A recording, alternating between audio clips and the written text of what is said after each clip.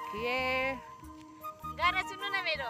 मेरा जप्पा है मेरा कुत्ता है जापानी, तुम्हारा सोच है खिलौनानी हिंदुस्तानी। ओ ओ ओ ओ बकवास चमेरा हो यो माथिको। बकवास गाना गाती हो तुम। नहीं है चमेरा, वो पक्षी है।